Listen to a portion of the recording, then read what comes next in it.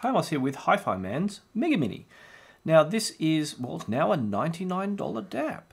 And it's pretty tiny. As you can see, I'm zoomed all the way in here. I mean, it's small, it's thin, and I thought, well, what can you get for 99 bucks? Now the story goes a while back at one of the Tokyo shows. I had a listen to there. It was originally only CD quality player. It was about the same size. It's actually the size of the Super Mini, which I've also got here, which has got a dead battery in it, so I've got to charge it up. But I had a listen, it actually sounded okay, and so I thought, you know, I want to maybe give one of these a review. So the Megamini is one. It's just got a 3.5mm output. It's got it takes one micro SD card. It's got, you know, the micro USB in there, your volume control buttons, and your power button, and that's it. And it's just everything is done. All navigation is done with these 4 buttons. You know, that's all it is.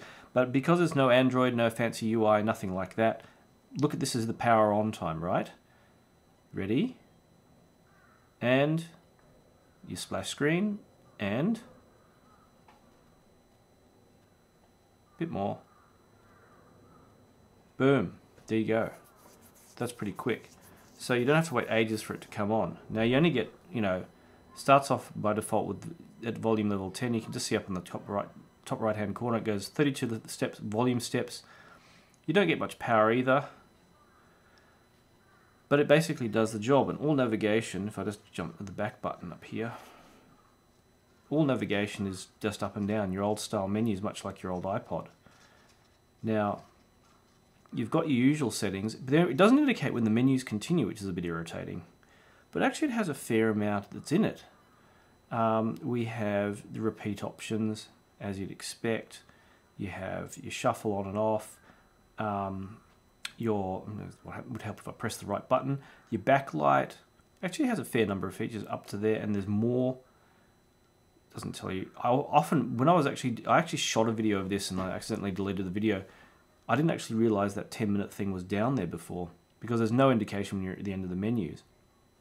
But there's auto power off, you know, a fair whack of options there. We have screen lock switch, which is another one where you can have pressing the power button quickly twice will give you a screen lock. And you've got even a fair whack of languages in here. Look at all this. That's all we've got. Well, a reasonable collection of languages. Database update, format SD card, and I think that was it. Yep.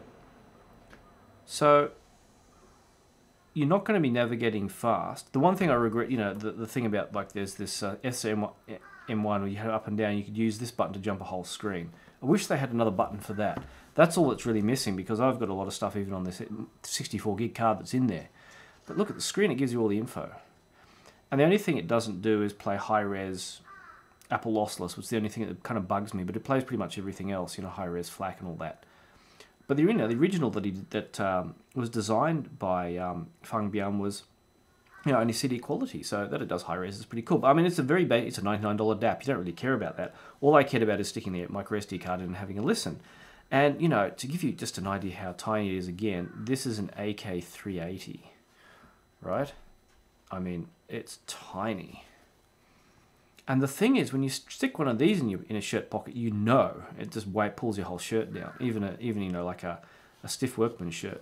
This, it just disappears in your pocket, which is cool.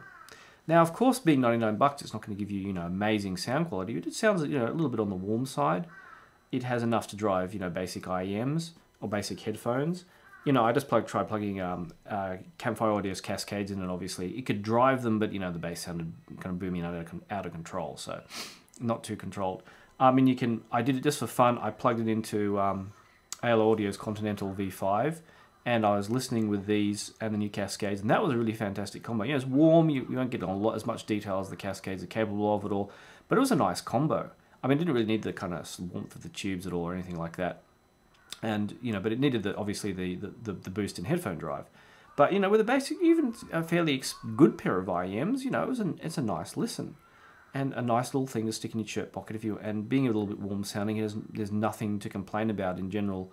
There's no harshness or unpleasantness. There's just not a ton of detail either. It was just a nice little player to listen with. So yeah, there you go. This is your 99 buck player. So hope you liked that, and if you did, give it a thumbs up. Subscribe if you'd like to see more quick videos, and check out my here.review site and chuck us $1 or $2 maybe. To say thank you would be fantastic. And otherwise, I'll see you online.